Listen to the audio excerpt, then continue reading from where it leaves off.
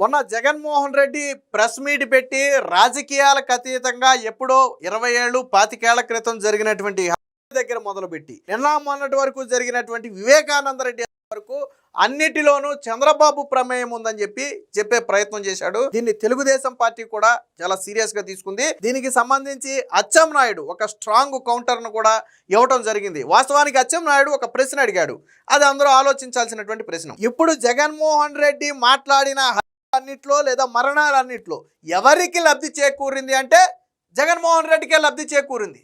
ఇప్పుడు రాజశేఖర్ రెడ్డి శవం తీయక ముందే సంతకాలు సేకరించి సీఎం అవ్వాలని చూసింది ఎవరు? జగన్మోహన్ రెడ్డి. సరే, ఆ రోజు కాంగ్రెస్ పార్టీ అధిష్టానం జగన్మోహన్ రెడ్డి నిజరూపం తెలుసు కాబట్టి ఆయనకి ముఖ్యమంత్రి పదవి ఇవ్వడానికి నిరాకరించింది. తర్వాత రోసయ్య, తర్వాత కిరణ్ కుమార్ రెడ్డి ముఖ్యమంత్రులు అయ్యారు, అది వేరే విషయం. వాస్తవానికి సోనియా గాంధీ ఆ రోజు జగన్మోహన్ రెడ్డికి ముఖ్యమంత్రి పదవి ఇవ్వకపోవడానికి ఒక ప్రధాన కారణం ఏంటంటే జగన్మోహన్ రెడ్డి ఎంపీ కాకముందే చనిపోయినటువంటి వివేకానంద రెడ్డిని చెప్పులు కొట్టాడు. దానితో మనస్తాపం చెంది ఆయన ఎంపీ పదవికి రాజీనామా చేయాలని నిర్ణయించుకుంటే ఆ విషయం సోనియా గాంధీకి తెలిసి పిలిచి అడిగింది. ఏం జరిగింది, ఎందుకు రాజీనామా చేయాలనుకుంటున్నావని అడిగితే జరిగిన విషయం చెప్పాడు. ఇలా రాజశేఖర రెడ్డి కొడుకు జగన్ నన్ను వేధిస్తున్నాడు, ఇలా కొట్టాడు అని చెబితే సోనియా గాంధీ వెంటనే రాజశేఖర రెడ్డిని ఢిల్లీ పిలిపించి వార్నింగ్ ఇచ్చింది. నీ కొడుకుని కంట్రోల్లో పెట్టుకోకపోతే ఇబ్బందుల్లో పడతారు, మీరిద్దరు తండ్రి కొడుకులు ఇద్దరు ఇబ్బందుల్లో పడతారు, నువ్వు ఒక సీఎంగా ఉండి నీ కొడుకు ఇలా ప్రవర్తించడం కరెక్ట్ కాదు అని సోనియా గాంధీ హెచ్చరిస్తే రాజశేఖర్ రెడ్డి మళ్ళీ తిరిగి వెనక్కి వచ్చి జగన్మోహన్ రెడ్డిని నువ్వు ఆంధ్రాలో ఉండొద్దు, బెంగళూరు వెళ్ళిపోమని చెప్పి పంపించేశాడు. కానీ జగన్ మాత్రం బెంగళూరులో ఉండటానికి ఇష్టపడేవాడు కాదు. ఎందుకంటే ఇక్కడ జల్సాలకు లేకపోతే ఇక్కడ అన్నింటిలో ఏళ్ళు పెట్టడానికి అలవాటు పడిన వ్యక్తి. మీకు ఇదే విషయాన్ని ఒక టీవీ ఛానల్ ఇంటర్వ్యూలో చనిపోయినటువంటి చెప్పాడు. ఆయన ఆర్థిక శాఖ మంత్రి, సీఎంగా కూడా చేశాడు ఆయన. సో ఆయన ఒక మాట చెప్పాడు, విజయమ్మ తరచూ నా దగ్గరకు వచ్చి బాధపడుతుండేది, రాజశేఖర్ రెడ్డి ఏమో జగన్ని దూరంగా నువ్వు బెంగళూరులో ఉండంటాడు, జగన్ ఏమో నేను అక్కడ ఉండను ఇక్కడే ఉంటానంటాడు, సో నాకు పెద్ద తలనొప్పి అయిపోయిందని బాధపడుతుందని చెప్పారు అని చెప్పి స్వయంగా రోసయ్య ఒక టీవీ ఇంటర్వ్యూలో చెప్పినటువంటి పరిస్థితి. అంటే ఆ రోజు ఈ నైజం తెలుసు కాబట్టే, తాను ఎంపీ కాకముందే తన బాబాయిని చెంపదెబ్బలు కొట్టాడు అని తెలుసు కాబట్టే సోనియా గాంధీ ఏం చేసిందంటే సీఎం పదవి ఇవ్వాల. సోనియా గాంధీకి మరొక అనుమానం ఎక్కడొచ్చిందంటే, అరే ఎవరైనా సరే సొంత తండ్రి చనిపోయాడు అనుకోండి ఇంట్లో, అసలు ఆ క్షణం మనకేమీ మైండ్ అంతా బ్లాక్ అయిపోద్ది, మనకి ఏమీ తెలియదు. అందులోనూ ఆరోగ్యంగా తిరిగే వ్యక్తి సడన్గా ప్రమాదవశాత్తు వార్త వస్తే మైండ్ బ్లాక్ అయిపోద్ది, మనకేమీ తెలియదు, అసలు ఏమీ చేయలేం, ఏమీ ఆలోచన రాదు. అలాంటి పరిస్థితుల్లో ఉంటే రాష్ట్రం మొత్తం శోకసంద్రంలో ఉందని, రాష్ట్రంలో రాజశేఖర రెడ్డి గుండెలాగి చేశాడని చెప్పి ఆయనే చెప్పుకున్నాడు జగన్మోహన్ రెడ్డి. కానీ ఈయన మాత్రం ఏం చేశాడు, తండ్రి శవం ఇక్కడ పక్కన పెట్టారు, అందరూ పరామర్శకు వచ్చి చూస్తున్నారు, జగన్ మాత్రం మరో పక్క నుంచి తాను సీఎం కావాలని సంతకాలు తీసుకున్నాడు. దీనికి చిరంజీవి ఉదాహరణ. చిరంజీవి ప్రజారాజ్యం పార్టీ పెట్టినప్పుడు ఒక బహిరంగ సభలో చెప్పాడు ఆయన, జగన్మోహన్ రెడ్డి తండ్రి పక్కన సంతకాలు సేకరించిన మాట వాస్తవం, దానికి నేనే సాక్ష్యం, ఆ రోజు నేను ఆశ్చర్యపోయాను, ఒక శవాన్ని పక్కన పెట్టుకుని సీఎం కావాలని సంతకాలు ఎలా తీసుకుంటున్నారని నేను ఆశ్చర్యపోయానని చెప్పి స్వయంగా చిరంజీవి కూడా చెప్పాడు.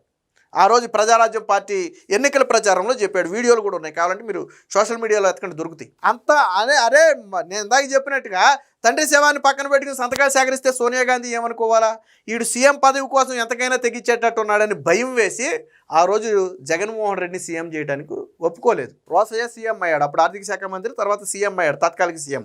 తర్వాత కిరణ్ కుమార్ రెడ్డిని, స్పీకర్గా ఉన్నటువంటి కిరణ్ కుమార్ రెడ్డిని తీసుకొచ్చి సీఎం చేసుకున్నారు, అది వేరే విషయం. ఇది జగన్మోహన్ రెడ్డి చరిత్ర. అంటే తన తండ్రి చావు వల్ల లబ్ధి పొందాలనుకున్నది కూడా జగన్మోహన్ రెడ్డి.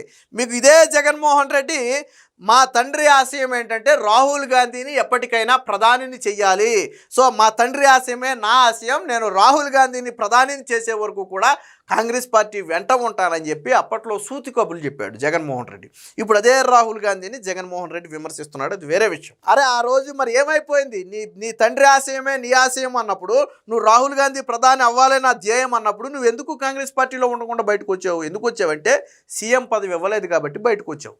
ఇదొక ఎత్తు. ఇకపోతే బాబాయిది కూడా ఒకసారి తీసుకుందాం. బాబాయి చేయడం వల్ల ఎవరికి లబ్ధి చేకూరింది, ఎవరికి లాభం జరిగింది? ఆయనేమీ ముఖ్యమంత్రి క్యాండిడేట్ కాదు, ఆయనేమీ చంద్రబాబుకు పోటీ కాదు. సో ఇప్పటికే ఎంపీగా ఉన్నటువంటి వివేకానంద రెడ్డి చనిపోవడం వల్ల ఎవరికి లబ్ధి లేదు, అయితే సొంత కుటుంబానికే ఉండాలి. మరి ఆ రోజు ఇప్పుడు సిబిఐ ఏం చెప్పింది, ఎన్నికల్లో అడ్డు తొలగించుకోవడానికి, అవినాష్ రెడ్డికి అడ్డు తొలగించడానికి అవినాష్ రెడ్డికి టికెట్ ఇస్తే ఆ వివేకానంద రెడ్డి ఒప్పుకోడు కాబట్టి ఒప్పుకోని అంటున్నాడు కాబట్టి ఆయన అడ్డు తొలగించారని చెప్తున్నారు. అంటే వివేకానంద రెడ్డి చనిపోవడం వల్ల ఏమైంది? అవినాష్ రెడ్డి ఎంపీ అయ్యాడు. అవినాష్ రెడ్డి ఎంపీ ఎందుకు అయ్యాడంటే వివేకానంద రెడ్డి చనిపోవడం వల్ల అయ్యాడు. ఎందుకంటే వివేకానంద రెడ్డి అవినాష్ రెడ్డికి టికెట్ ఇవ్వడానికి, ఆ కుటుంబాన్ని చేరదీయడానికి వివేకానంద రెడ్డి ఒప్పుకోవటం లేదు, అది వాస్తవం. కాబట్టి అడ్డు తొలగించుకున్నారు. కాదా? ఇది కాదని జగన్ చెప్పొచ్చా? మరి దీనివల్ల ఎవరికి లబ్ధి చేకూరింది? నీకే లబ్ధి చేకూరింది. అంటే ఇప్పుడు నువ్వు చెప్పిన మరణాల వల్ల ఇక రంగాన్ని అడ్డు తొలగించాలనుకున్నది ఎవరు? ఆ రోజు కాపుల ఆధిపత్యాన్ని తగ్గించాలి అని చెప్పి రంగాన్ని అడ్డు తొలగించాలి అనుకున్న వ్యక్తుల్లో మీ ప్రమేయం లేదా? నిన్న ఆయన ఈజీగా చెప్తున్నాడు. అలాగే పరిటాల రవిని ఎవరు చంపించారు? పరిటాల రవిని చంపడంలో ప్లాన్ చేసిన వ్యక్తులు అబ్బా కొడుకులు ఇద్దరు ఉన్నారని చెప్పి నిన్న పేర్ల పార్థసారథి రెడ్డి స్వయంగా చెప్పాడు. ఆయనతో పాటు పరిటాల రవి ఇద్దరిని పన్నాగం పనితే పేర్ల పార్థసారథి రెడ్డి బయటపడ్డాడు, సూరి చనిపోయాడు. దానికి కర్మ క్రియ ఎవరు? ఇదే పార్థసారథి రెడ్డి మీద సూట్ కేసు బాంబు పెట్టించారు. అది పోలీసులు పసిగట్టి నిర్వీర్యం చేశారు, అది వేరే విషయం. దాని వెనుక కూడా జగన్ ఉన్నాడు. తర్వాత అప్పట్లో రాజకీయ పలుకుబడి ఉపయోగించి జగన్ పేరుని ఈ సూట్ కేసు బాంబు నుంచి తప్పించారు అప్పట్లో. ఇది కూడా స్వయంగా ఆయనే చెప్పాడు నిన్న. అంటే నువ్వు చెప్పినటువంటి హత్యల్లో అన్నిట్లో కూడా అంతిమంగా కొద్దో గొప్ప లబ్ధి పొందాలని ప్రయత్నం చేసింది మీరే.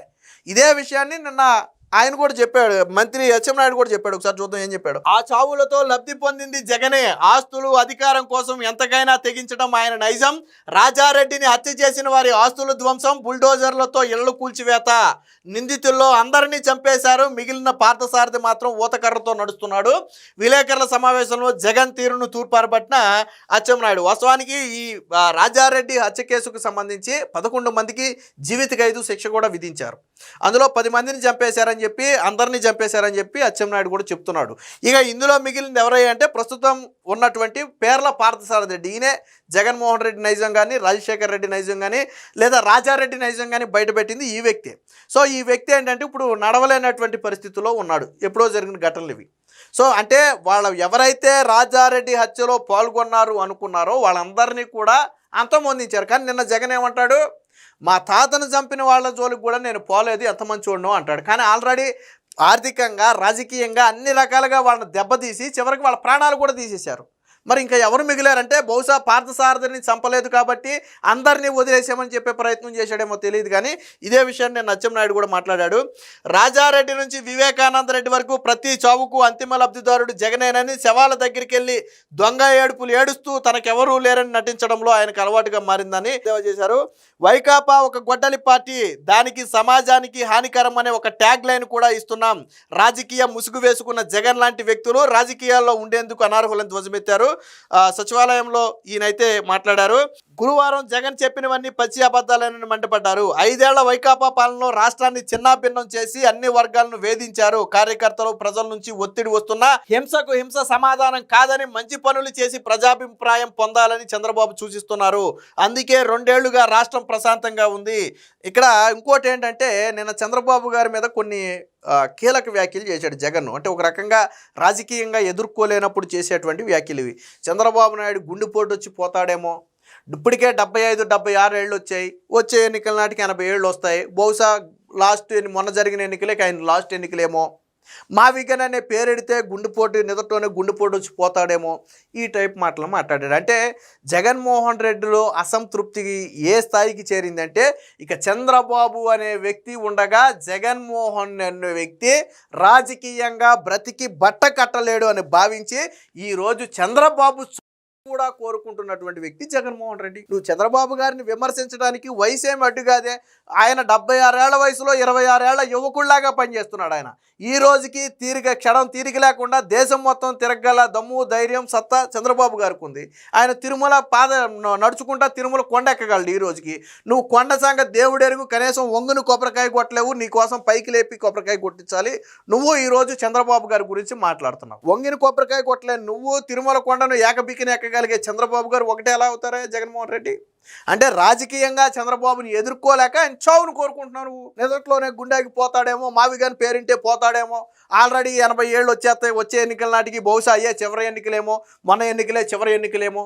ఏంటి మాటలు అంటే రాజకీయంగా చంద్రబాబుని ఇక ఎదుర్కోలేము, చంద్రబాబు అనే వ్యక్తి ఉన్నంతకాలం జగన్మోహన్ రెడ్డికి రాజకీయ సమాధే తప్ప బ్రతికి బట్టగట్టే పరిస్థితి లేదు అని తెలిసి ఈరోజు ఆయన చావును కోరుకుంటున్నాం. మరి అది ఎంత నీచం జగన్మోహన్ రెడ్డి అంటే రాజకీయాన్ని రాజకీయంగా ఎదుర్కొనే దమ్ము లేనప్పుడు మానేసి ఇంట్లో కూర్చో, నాకు రాజకీయాలు చేత కాదని పార్టీని ఎత్తేయి, లేదా వేరొక పార్టీలో విలీనం చేసే ఏ కేఏ పాలో తీసుకోవడానికి సిద్ధంగా ఉంటాడు, నీ పార్టీని విలీనం చేసేయి. అంతేగాని చంద్రబాబు గారి ఇది మీద ఆయన వయసు మీద పడి ఏడుస్తున్నావు అంటే నువ్వు నీకు రాజకీయం నిజంగానే నీకు రాజకీయం చేత కాదు. చంద్రబాబు గారు నువ్వు ఇన్ని హింసలు పెట్టినా చంద్రబాబు గారు ఏ రోజు నీ చావు కోరుకోలేదే, జగన్ అనే వ్యక్తిని చంపాలనో నరకాలనో ఏ రోజు మాట్లాడలేదే, జగన్ అనే వ్యక్తి సావాలని ఏ రోజు మాట్లాడలేదే, ఏ టీడీపీ నేత మాట్లాడలేదే. మరి నువ్వెందుకు ఈరోజు చంద్రబాబు గారి గురించి మాట్లాడుతున్నావు అంటే ఆయన రాజకీయంగా ఎదుర్కోలేను అని నువ్వు డిసైడ్ అయిపోయావు. నీ మనసు నీకు చెబుతుంది, నీ బ్రెయిన్ నీకు చెబుతుంది చంద్రబాబు అనే వ్యక్తి ఉన్నంతకాలం జగన్మోహన్ రెడ్డికి రాజకీయ సమాధే తప్ప బ్రతికి బట్ట కట్టలేడు అని తెలుసు కాబట్టే ఈరోజు నువ్వు ఆయన చావును కోరుకుంటున్నావు. మరి దీన్ని ఎంతమంది హర్షిస్తారో చూడాలి. గుండెపోటుతో చనిపోతాడంటూ చంద్రబాబుపై వ్యక్తిగత దోషంలా అని చెప్పి ఈయన మాట్లాడాడు. దీనికి సంబంధించిన ఇంకో వార్త కూడా చూద్దాం. గుండెపోటుతో చంద్రబాబు చనిపోతారని చేపనార్థాలు పెట్టారు. 76 ఏళ్ల వయసులోనూ 26 ఏళ్ల యువకులుగా పనిచేస్తూ దేశానికే మార్గదర్శకంగా చంద్రబాబు గారు నిలిచారు. కనీసం కిందకు వంగి కొబ్బరికాయ కొట్టలేని జగన్ ఆయన పైన విమర్శలు చేయడం విడ్డూరంగా ఉందని చెప్పి విమర్శించారు. ఇక జగన్ క్రూరత్వం, రాజశేఖర రెడ్డి అరాచకాలు, రాజారెడ్డి దమనకాండ ఇవన్నీ కూడా రాష్ట్రానికి మొదటి నుంచి హానికరంగానే ఉన్నాయి. చరిత్ర నేటి యువతకు చాలా మందికి గత చరిత్ర తెలియకపోవచ్చు. నేటి యువతకు సాధారణంగా వివేకానంద రెడ్డి హత్య దగ్గర నుంచి ఐడియా ఉంటే ఉండుండొచ్చు. బట్ మీకు అంతకుముందు రాజశేఖర రెడ్డి మరణం కొంతమందికి ఐడియా ఉంటే ఉండుండొచ్చు. సరే, అది ప్రమాదం అనుకుంటే అది వేరే విషయం. కానీ రాజారెడ్డి మరణం, వంగవీటి రంగా మరణం, పరిటాల సూరి హత్య ఇవన్నీ కూడా ప్రధాన కారణం ఎందుకు జరిగాయి, ఎవరు దీని హస్తం ఉందనేది నేటి యువతకు తెలియదు. వాటి గురించి చర్చించడం మొదలు పెడితే వాళ్ళ ఫ్యామిలీ హిస్టరీ తెలుస్తుంది. ఆ రోజు పరిటాల రవి కావచ్చు, వంగవీటి రంగాన్ని కావచ్చు, వీళ్ళందరినీ అడ్డు తొలగించుకోకపోతే రాజకీయంగా మనం ఎదగలేము అని భావించి ఆ రోజు అడ్డు తొలగించారు. ఇది బహిరంగ సత్యం. ఆ చంపిన వాడు కూడా ఈ రోజుకి జగన్మోహన్ రెడ్డి పార్టీలోనే ఉన్నాడు. ఆ రోజు రాజారెడ్డి హత్యలో గతంలో టీడీపీ నేతగా ఉన్నటువంటి సతీష్ పాత్ర ఉందని చెప్పి విమర్శలు చేశాడు. ఇప్పుడు ఆ సతీష్ అనే వ్యక్తి జగన్మోహన్ రెడ్డి పార్టీలో ఉన్నాడు. వంగవీటి రంగాన్ని చంపిన ఫ్యామిలీ ఏదో మీకు తెలుసు. ఆ ఫ్యామిలీ కొడుక్కి ఈరోజు నువ్వు టికెట్ ఇచ్చి పోటీ చేయించావు. వివేకానంద రెడ్డిని చంపింది ఎవరో నీకు తెలుసు. ఆ వ్యక్తిని ఈరోజు నువ్వు ఎంపీ టికెట్ ఇచ్చి పోటీ చేయించావు. నువ్వు చెప్పిన ప్రతి మరణంలోనూ ఉన్నటువంటి వ్యక్తులు ఈరోజు నీ పార్టీలో ఉన్నారు. రాజారెడ్డి మరణంలో నువ్వు విమర్శించిన వాడు నీ పార్టీలో ఉన్నాడు. వివేకానంద రెడ్డి మరణంలో విమర్శించిన వాళ్ళు, ఇప్పుడు హత్య చేసిన వాళ్ళు ఈరోజు నీ పార్టీలో ఉన్నారు. అలా ప్రతి ఒక్కరు కూడా నీ పార్టీలోనే ఉన్నారు. కానీ నువ్వు ఎదుటి వ్యక్తుల మీద నిందలు వేసే ప్రయత్నం చేస్తున్నావు. ఇక జగన్ సామాజిక మాధ్యమాల్లో వైసీపీ కార్యకర్తలను వేధిస్తున్నారని ఒక మాట మాట్లాడాడు. దీనికి అచ్చెన్నాయుడు కూడా ఒక స్ట్రాంగ్ కౌంటర్ ఇచ్చాడు. సామాజిక మాధ్యమాలను కాసేపు పక్కన పెట్టి నీతో పాటు నీ తల్లి నీ చెల్లి కూడా నీతో పాటు లేరు. సొంత తల్లిని చెల్లిని వేధించినటువంటి చరిత్ర నీది. ఇస్తానన్న ఆస్తులు ఇవ్వకుండా తిరిగి కోర్టుకెళ్ళి నా ఆస్తులు నాకే కావాలని చెప్పి వాళ్ళని వేధిస్తున్నటువంటి చరిత్ర నీదే. స్వయంగా విజయం ఒక మాట చెప్పింది, రాజశేఖర్ రెడ్డి చనిపోయే వరకు ఎవరికి ఆస్తుల పంపకాలు అధికారికంగా జరగలేదు. ఆయన చనిపోయే ముందు ఆయన ఎప్పుడూ ఒకే మాట చెప్పేవాడు, ఆస్తులు పిల్లలందరికీ సమానం, నలుగురి మనవలకి సమానం. అంటే షర్మిలకు చెందిన 2 పిల్లలకు, జగన్ 2 పిల్లలకు ఆస్తులు సమానంగా పంచాలి. ఇది రాజశేఖర్ రెడ్డి ఆశ. ఈ విషయం జగన్మోహన్ రెడ్డికి తెలుసు, ఆ దేవుడికి తెలుసు అని స్వయంగా విజయమ్మ చెప్పి, మొన్న కడప ఎన్నికల్లో షర్మిలకు ఓటేయండి అని చెప్పి, అంటే సొంత కొడుక్కి ఓటేయొద్దు కూతురుకు ఓటేయండి అని చెప్పి విజయమ్మ అడిగిందంటే నువ్వు రాజకీయంగా ఎంత దిగజారిపోయావో నీకే తెలుస్తుంది. ఇకపోతే సామాజిక మాధ్యమాల్లో విమర్శలు అంటున్నారు చూసారా. ఇక షర్మిలను, సునీతను బూతులు అప్పట్లో జగన్ ఇక్కడ అధికారంలో ఉండటంలో పాపం వాళ్ళు తెలంగాణలో కేసు పెట్టారు. వర్రా రవీంద్రారెడ్డి అనే వ్యక్తి చేసినటువంటి విమర్శలు చదివితే కళ్ళు, చెవులు, ముక్కు, నోరు అన్నీ మూసుకోవాలి మనం. ఎందుకంటే అంత దారుణమైనటువంటి విమర్శలు చేశారు. అసలు షర్మిల ఎవరికి పుట్టిందో విజయమ్మని అడగాలని చెప్పి ఇదే వర్రా రవీంద్రారెడ్డి విమర్శ చేస్తే జగన్మోహన్ రెడ్డి స్పందించలే. మరి నీతో పాటు సమానంగా రక్తం పంచుకు పుట్టిన నీ చెల్లి ఎవరికి పుట్టిందో, రాజశేఖర రెడ్డికి పుట్టలేదు, ఎవరికి పుట్టిందో అడగాలి విజయమ్మని అంటే విజయమ్మని ఎంత అవమానించినట్టు, నీ తల్లిని ఎంత అవమానించినట్టు. మరి అలాంటి వ్యక్తిని నువ్వేం చేయాలి? మక్కిలెరగొట్టి బొక్కలేయొద్దా నువ్వు?